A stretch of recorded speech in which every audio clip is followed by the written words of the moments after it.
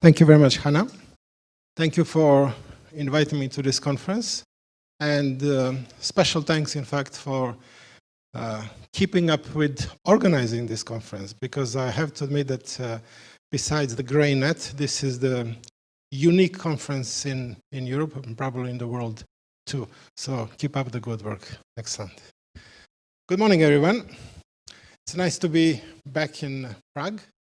And I know the weather outside is a bit kind of chilly and wet and rainy, but we have a fairly hot topic this morning, which is as you can see here, provocative question, in fact. Are we ready for the future and the impact of artificial intelligence on grey literature? I was told that I should speak a little slower so that the interpretation can go easily and smoothly. So when we are looking at the AI, there's obviously the first question which comes, and that is that why so much concerned about the impact of AI on grey literature? This could be also expanded, and we can ask ourselves why so much concern about using not only AI on grey literature, but generally speaking. And I'm not talking about being or how much familiar we are with that, because we are. I'm sure that every single one of us here at least have one or two smart devices, smartphones, iPads, or whatever you have, and that one is loaded with AI. So yes, we are already using it and we are familiar with that, although we quite often are not aware that, for example, navigation, the search, maps, and all these things, in fact, are highly dependent on AI. When I look at this question, of course, we have to come up with some so-called becauses, or why ask for this because. So when I try to look at some of those very powerful examples of AI, and these are just some of the main ones that I could come up with. So there's a well-known project from SAP, which is called Copilot. It's a digital assistant for enterprise. And that one, in fact, using the smartphone, allows you to ask questions and get easy replies to all kinds of financial, technical, and enterprise-related questions. Just probably some few years back, that was like almost science fiction. Deloitte has an automated document review system which uses natural language processing, reads thousands of complex documents, extracts and structures textual information for better analysis. And this was specifically probably of direct interest to grey literature and what we are doing specifically. There's something called AI Sense. This is a system which processes calls and meeting documentation and meeting recordings. It uses all kinds of very fancy technologies like automated speech recognition, speaker identification, speech and text synchronization, natural language processing. Those are all areas, in fact, of AI. The one which is kind of hard to believe, but yes, it does exist, is this UK Press Association project, which is called, in fact, it's not really a project. We always call it a project, but this is an actual application which is in full operation. It's called Radar, although it has nothing to do with radars as such. It's reporters and data and robots.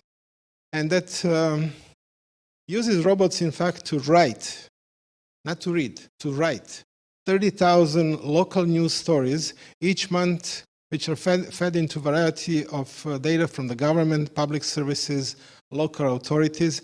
And those pieces of news, those 30,000 monthly, are never, in fact, looked by humans.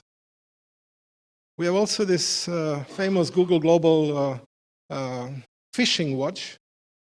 There is an application that has 22 million data points at every moment of different vessels, sea vessels around the world. Just by using that system, you can easily identify what's the purpose of the vessel, where is it going to, where is it coming from, and of course it can also work with some other fancy stuff like illegal fishing and so on. Those were just general ones, but there are 3 of them. I mean, I could have come up with more, but there are 3 basic ones which are my favorite ones. There is something called Lyrebird. That is an application, it's a startup, in fact, coming from Montreal, Canada. And 2 young gentlemen decided to play a little bit with AI. And they said, okay, fine, if we record someone for 1 minute, the system will be able to reproduce any type of sentence, any type of speech, exactly using the same voice. And it's amazing. If you go to their website, you can also go to YouTube or somewhere else and find the way it works. Literally just speaking to 1 minute to the system, it can later on, let's say you write a text or you find a text, it will read that text and you will be almost 100% sure it's you. So the test they are done is, in fact, the journalist calls his mother. In fact, he is not calling, it's the artificial voice calling her. They talk, they have a nice conversation. At the end, he asked his mother, I mean, did you see any difference? She said, no, why? Of course, it was not him talking, it was. So you can imagine the dangers, the beauty of that, but also the dangers this can cause in business, in politics, in all kinds of things. And a good example there, in fact, is that they were using Trump's synthesized search. So you can just imagine, the possible effects of something like that. This Sidekick AI is, I find it like a cute piece of software, the application, which tries to mimic yourself. It goes through your phone, through your all the electronic presence that you have, and then tries to help you do or make better decisions. However, the top, or cherry on the top, in fact, as we would say, is the one when probably most of you have heard in 2016. This was this Google application. It was called AlphaGo, which is, Go is a Chinese-based, very old game. And they managed to make the artificial-based program, which beat, in 2016, the Chinese gentleman who was the 18 times world champion. And the score was not that impressive, but it was very good. It was 4-1. So in other words, the AI system only lost 1 game. Now, just to know the complexity of the game, and here, we are here at the Technical University, so you can see there that there are 10 to 170 possible moves in that game, while there are only 10 to 80 atoms in the observable universe. You can imagine how complex it is.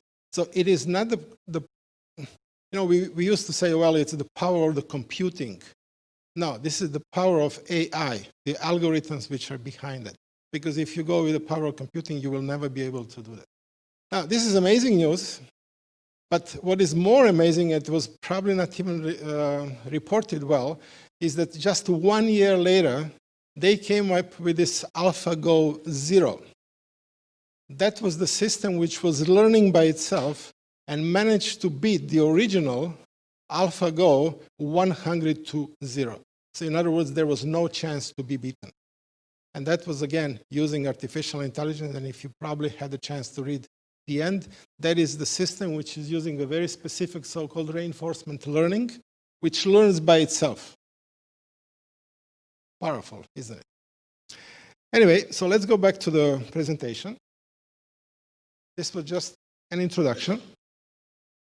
So if we look the way I was structuring this presentation besides this introduction, I'll just very briefly go to the definition of gray literature just to establish the grounds. I'll touch upon the definition of AI in general. And of course, the main part of the presentation is this AI impact. And I have selected 2 general areas of impact, which first one is the AI impact of grey literature creation, while the second one is the impact of AI on the management of GL. And of course, there will be some conclusions offered at the end. This is the definition of the grey literature that I offer. This is the one that last year I went into details trying to explain. I know that there are some originators of or the creators of the original definition here with us, and it was done here in Prague. This is just like a slight variation of that, where GL represents any recorded, referable, and sustainable data or information resource of current or future value, and I believe this is a crucial element here, that the value should be there, that is made public available without a traditional peer review process. This is just to kind of figure out where we stand when we are talking about this. Now, let's look at the artificial intelligence as initial definition. It was Marvin Minsky who is attributed as probably one of the fathers of the AI, so you can see the year 1968. And this definition is still fairly valid, quite often quoted. That's the science of making machines do things that would require intelligence if done by man. Of course, there's like a little bit going in a circle saying artificial intelligence is intelligence, but you have to keep in mind that was 1968, where even the mainframe were kind of starting. The one which is a little bit more up to date, and I would call it more current, is by Elaine Rich in 2010, when she said artificial intelligence is the study of how to make computers do things at which at the moment, and that's a very cute thing, at the moment, people are better. If you continue looking at this definition of AI, there is a little bit of confusion between AI and machine learning, and I just put there the sign that it's not equal. When we are talking about AI, it's a broader concept where machines are able to carry out tasks in a way that we would consider kind of smart. The machine learning is just an application of AI where machines learn by accessing big data. And yesterday, for some of you that attended the workshop we had, there was lots of talk about big data and all concepts related to that. When we are talking about AI, we have to say that this is, first of all, a very costly and hard to develop system. It requires lots of, when we are saying costly, it's not only money, it's also people, human development, training, and so on. It is also worth mentioning that every single, or at least the most important or the biggest countries, the strongest countries in the world, are paying lots of attention to this. So you can, here in Europe, you can see that Industrial Revolutions 4.0 in Germany, France, UK, US, Russia, and particularly China, they're all putting lots of resources into developing new AIs, and they think that, there were even some statements by the presidents of those countries that who wins the war of AI in future will be ruling the world. That's how dangerous I would say it might be. I was this year in Shanghai, and they were just opening a huge, when we are talking huge, we are talking like many square kilometers of areas, devoted to startups and industrial complex that will be dealing with AI. So yes, it is expensive, and it does involve lots of different technologies which are in fact required to run them. Some of you might remember that it all started with the so-called expert systems, which were rule-based. It was the system where you would set up all kinds of rules and so on. So yes, there is already a history of AI going back probably at least 20, 30 years of intensive research.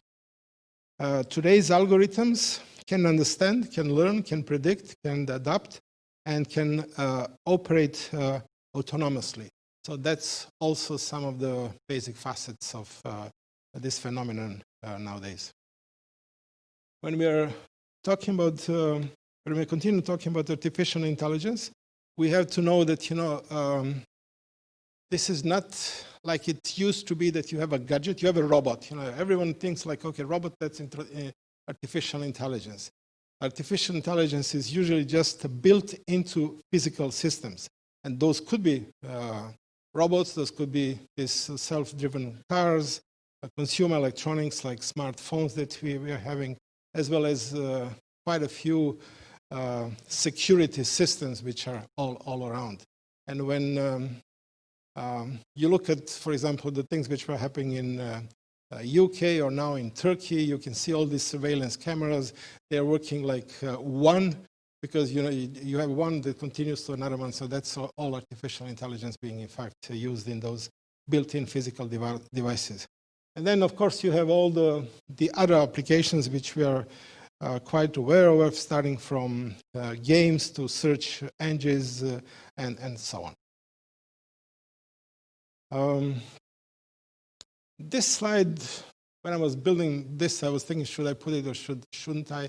But it goes a little bit of into a theory, but it's important for us to know that the people who are thinking about AI, they think at like 3 different stages, 3 different categories or qualities of AI. The first one, when we are talking about a very narrow AI, and that's like 99.99 applications today are in fact at that level. So you can imagine that yes, we are very keen on using it and showing it and so on, but this is just the so-called very narrow. That's when you use AI into a very particular small defined field. The general AI would be a system that can understand and reason about its environment as a human would. We do have some traces of this with some of those artificial systems where you can ask questions, it will answer. Google Box or any of those things, Google World, Google Home or Amazon Box and things like that. And of course there is this super AI, which is a system much smarter than the best human brains and practically every field. Now this is what we still regard as a future. I didn't say science fiction, but as a probably future far away. We also yesterday had one of the interpretations of those V's. People like, the theorists like, to play with words and games and so on. So we had 3 V's yesterday, and I'm putting here 5 V's. There's also another theory of the 4 V's and so on.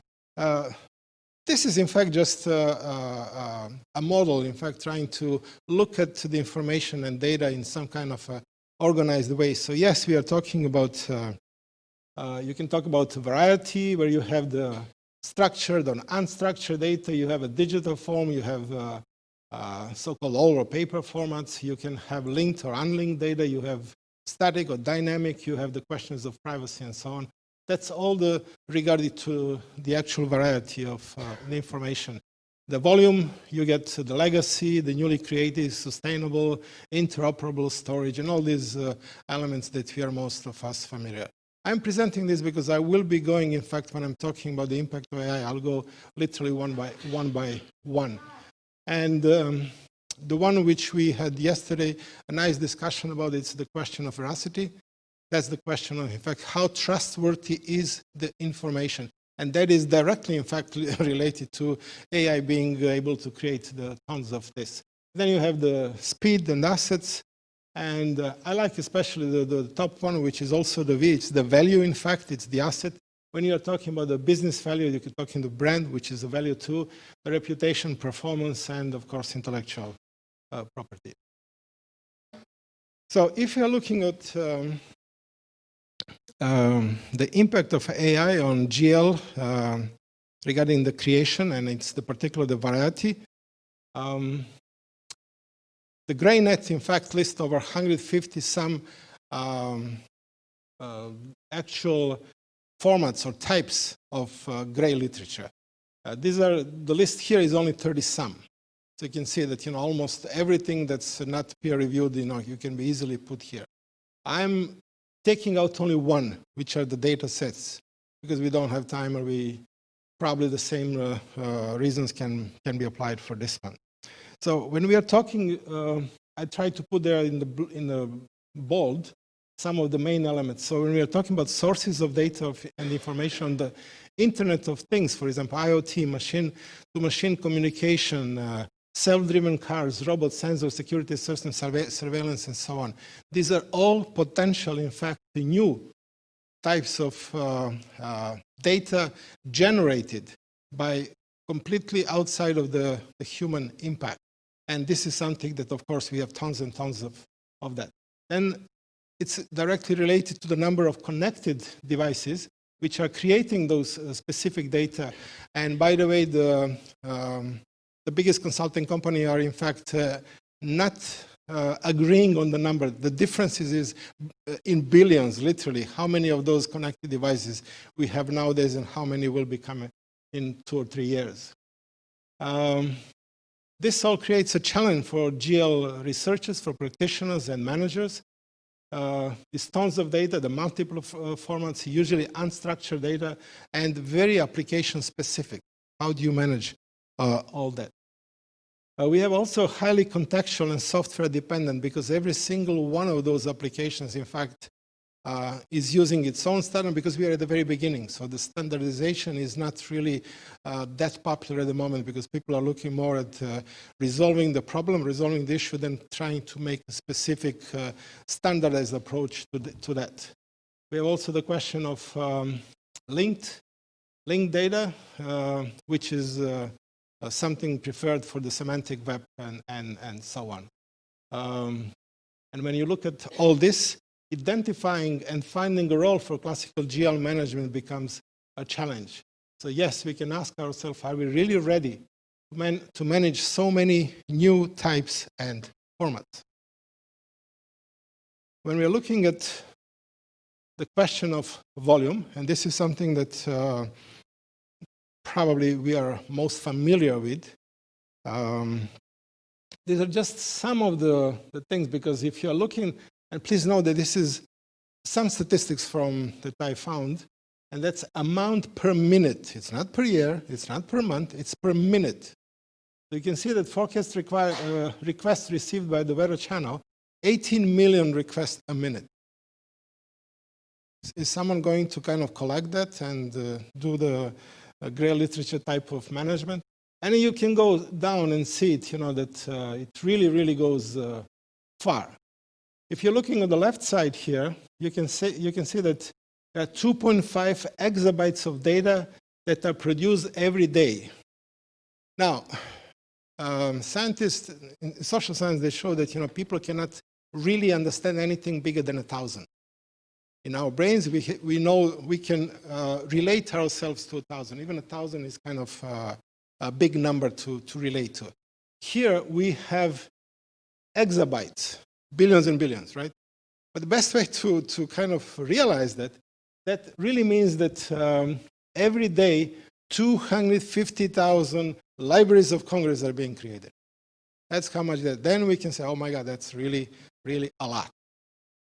When we're looking at that 90% of all data in the world is in fact created in the last 2 years, and there for, I guess, more from the librarians, it would be interesting to know that there are almost 1 million, there are 800,000, some 5 minutes, okay, books being created.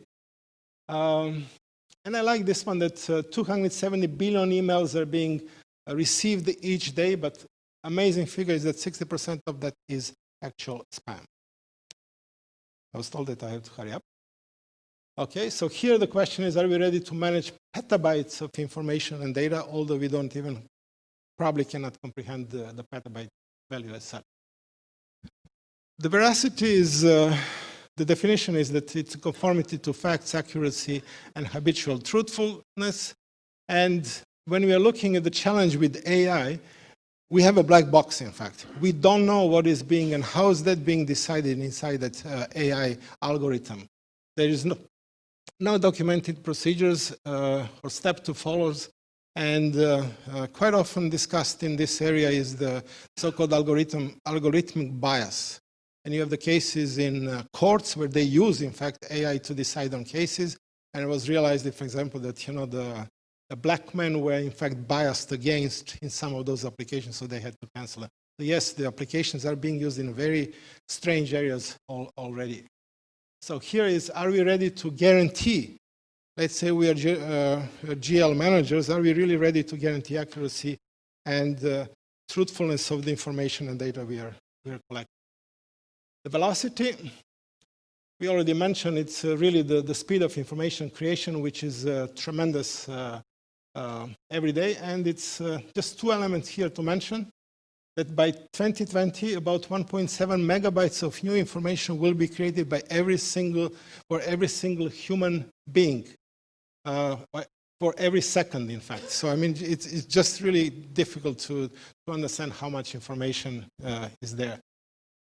And probably on this slide, the most important one is that 99.5% of that data is not being analyzed or utilized.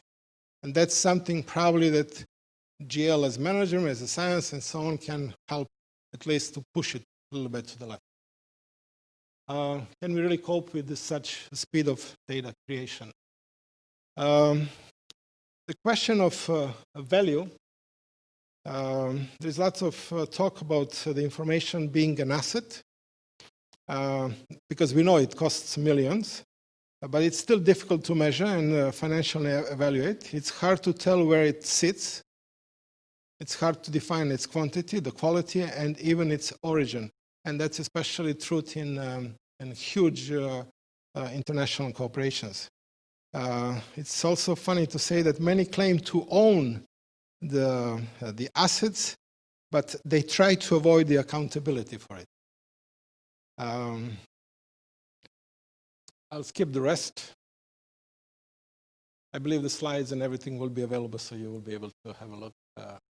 So I'm saying here, this is really a fiction of reality, that we can look one day and say, okay, fine, the value of this information, the value of the managing this and so on is X amount of euros, dollars, or whatever it is. Is it really something possible? What is it? This was about the creation, and this is about the management. And we can talk about three levels of this management. It's the level of the GL processing, where demands like single document and ad hoc management approaches are neither appropriate nor sufficient anymore. That processing during the GL, and I believe that this is very important for the GL managers to figure out this one, that processing during GL creation, rather than a post-processing, is required, because that is the only way that you can really try to manage this huge amount of fast creating data. A GL management system needs to be in place at the time of the creation, not later on, because no ad hoc solutions will be efficient later on. The sustainability, it's the huge problem. It's the problem from the environmental, from the technical, from economic and financial aspect as well, not to talk about social and organizational, which are also important. The GL usability, it's adequate to IT tools, the availability of and we are forgetting this element in the availability of the qualified staff that will be working with that. Because we only look at, okay, how much money and which computers and so on, but we forget that, there should be people behind it. Those are the challenges. I'm also putting there an opportunity, which is an important one with all this GL amount being created. Use of AI can offer us reliable automation, especially of those repetitive tasks. It could increase the accuracy.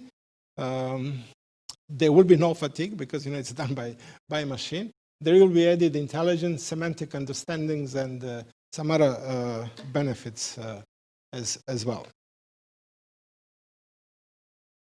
And here I'm at the end. I hope I'm still within the 1 minute left. The conclusions, there are many things we can conclude here when we are talking about AI and the use of it in GL management or creation. I believe that the main one is, in fact, that the AI is already having a great impact on the way we create, we process, and disseminate, as well as manage information in general. GL is just part of that. The number of GL types, although it is already 150 some, its volume and the speed of creation will increase, and the trustworthiness and value will need to be maintained.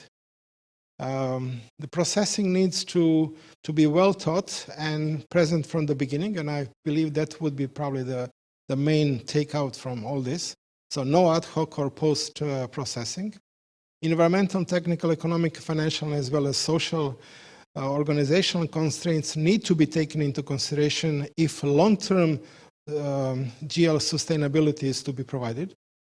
Usability of GL depends on the existence of adequate IT tools, the availability of qualified human resources, which is very important, training, education, and so on, needs to be there. And to secure the future and maintain the value of GL intensive training, that's what I'm trying to say to here, is required. And I'm also mentioning here that, this rigorous preparation, it is not enough anymore to say, okay, fine, we have a piece of document, we have policy document and so on. You need to really follow it up to change it daily, because the speed of change of AI and its implementation is really, really huge. Only a small percentage of business extracts full value from the information, and that's that 99.5% of information which is not being processed. And the use of AI in GL management might enable organizations to get the most out of and improve the business results, efficiency gains, quality of products, and their own services. And I'm saying it might because it needs to properly place there. Thank you very much for your attention. Thank you.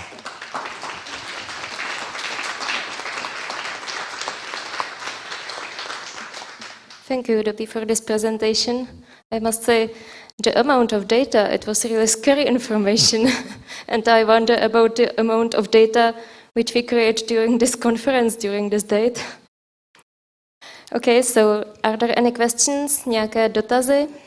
I'm really pleased to be to attend this conference. I appreciate a lot, the presentation. And I was really impressed by the content of your topic. You asked that first question, you said, who should be concerned? You said, why are we concerned about the impact of IA? I'm going to ask another question here. Who would be concerned? Are all the individuals, or should all the individuals be concerned, or just a specific category of people? And these people, do they need a specific education or training?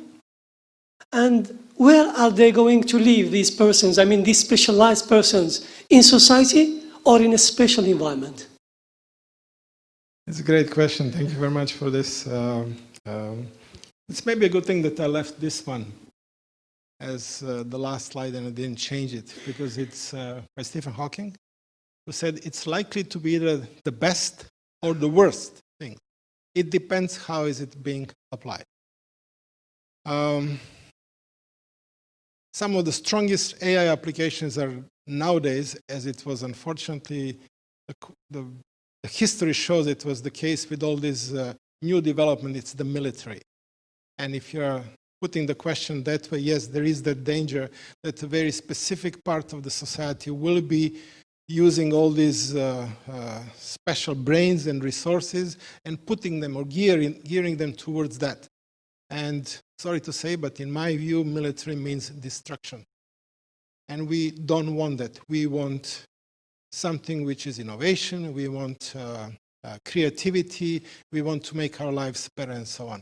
So if I go from that perspective and try to answer to your question is, we want this to be not specific to a group. We want AI to be controlled by masses and used by them. Thank you. Dobie, question. It was an alarming statement about AI, and you said a claim to ownership without accountability. Yes, that's one of the. If you're working in, especially in a large organization, it's. I would call it an unfortunate situation that the higher you go, the responsibility should be higher and so on, and the use of that and the impact on people around you and so on. But my personal feeling is a little different, and through the literature, you can also see that there is a tendency that if everything goes fine, the credit goes up. If something goes wrong, usually it goes down. So the responsibility, in fact, for if I may say, if I use this example, if this conference is success, I believe that everyone except Hannah will be taking all the credits, right? Although she was the one to work the hardest. And the same thing here, it's like if something goes wrong, it's always there that, I don't know, the libraries didn't do their work, the archives didn't do the preservation properly, the information purchased was maybe better to buy electronically, for example, and all these elements need to be taken, I would call it holistically, into view. You cannot separate, this from the responsibility. If we decide, like in my organization, we decide to go with, currently we are about 45% fully electronic regarding the publications we purchase, dissemination electronic and so on. But there are still many people who are saying, why is it not 100%? The 100% means probably that we will need to increase our budget for at least like 5-10 times, maybe, to get it covered. So, there has to be some kind of responsibility on how do you spend this resources that you have, how you disseminate. What is the, we go back, what's the value of all that? Are we really collecting something just for the collection itself? Or there is a need for that, there is a value which can be used, and then the responsibility, no one cares really, because if you're really put into the chain of decision making and within the entity, whatever it is, then the benefits are there. So I would always be for that, okay, let's work together, but let's share also the responsibility. Because it's not enough just to say, okay, fine, I just signed it. Well, okay, fine, there was something behind it and so on. And information is a very, very interesting area. You have and I'm sure that many of you have the same problem, you have to justify your existence because everything is on Google anyway, so why do we need you? I come from an organization, we run a system called INIS, International Nuclear Information System, 4.2 million records there. And quite often I hear the question, but everything is on Google. When we search, we find it there. Yes, you do, because we put it there.